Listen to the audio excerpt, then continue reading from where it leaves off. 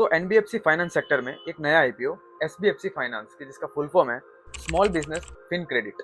तो इस आईपीओ की जो सब्सक्रिप्शन पीरियड है वो 3 अगस्त से 7 अगस्त तक है।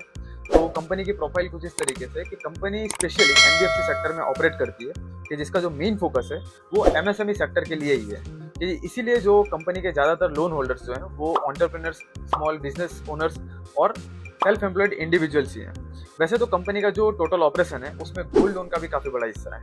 फाइनेंशियल ईयर 2019 से फाइनेंशियल ईयर 2023 तक कंपनी का जो एसेट अंडर मैनेजमेंट है वो मैसिव लेवल पर ग्रो कर रहा है। मतलब इन 4-5 सालों के दौरान 44% CAGR से ग्रो कर रहा है। अब ओवरऑल इस पर्टिकुलर इंडस्ट्री की बात की जाए तो क्रिसिल रिपोर्टिंग के अकॉर्डिंग जो क्रेडिट ग्रोथ रेट है वो FY 23 से 25 तक 12 से 14% के आसपास ग्रो कर सकता है, जो स्पेशली रिटेल पोर्शन के लिए है। फॉर एग्जांपल जैसे housing, auto and micro finance ये सब इंक्लूडेड है। सिंगापुर बेस्ड ये company SBFC finance mainly private equity firm Clermont group से जुड़ी हुई है। तो फाइनेंशियल ईयर 2021 से 23 तक कंपनी का जो लोन डिस्ट्रीब्यूशन है वो 40% CAGR से ग्रो कर रहा है। अब कंपनी का जो ओवरऑल प्रेजेंस है वो इंडिया में 105 सिटीज के अंदर है कि जिसमें मेनली कंपनी टीयर 2 और टीयर 3 सिटीज में एंटरप्रेन्योरशिप को प्रमोट कर रही है।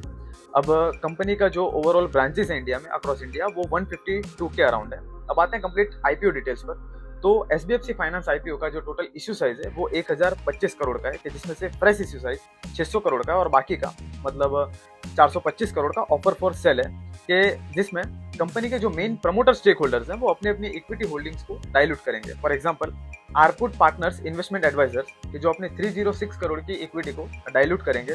इसके अलावा आरपुट कैपिटल जो 75 करोड़ और 845 अपनी 43 करोड़ की होल्डिंग्स को डाइल्यूट करेंगे।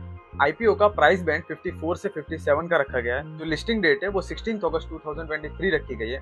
अब आईपीओ का जो सब्सक्रिप्शन पीरियड है वो 3 अगस्त से 7 अगस्त तक का रखा गया है। एक सिंगल लॉट में 260 शेयर्स होंगे जिसकी जो टोटल वर्थ होगी वो 14,820 के आसपास होगी।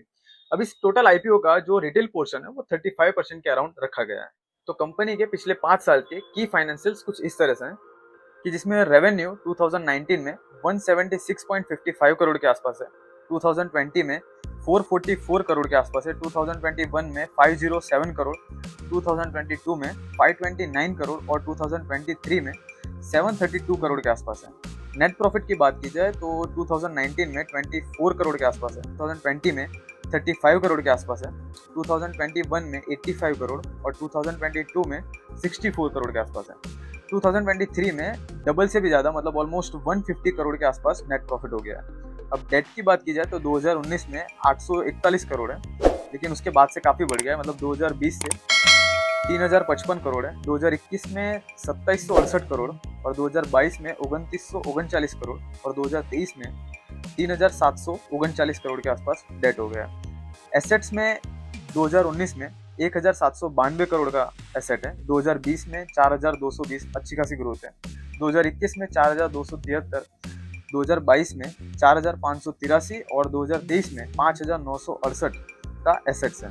कंपनी का कहना यह है कि कंपनी आईपीओ से मिलने वाले कैपिटल का इस्तेमाल अपने फर्दर कैपिटल रिक्वायरमेंट्स को फुलफिल करने में लगाएगी।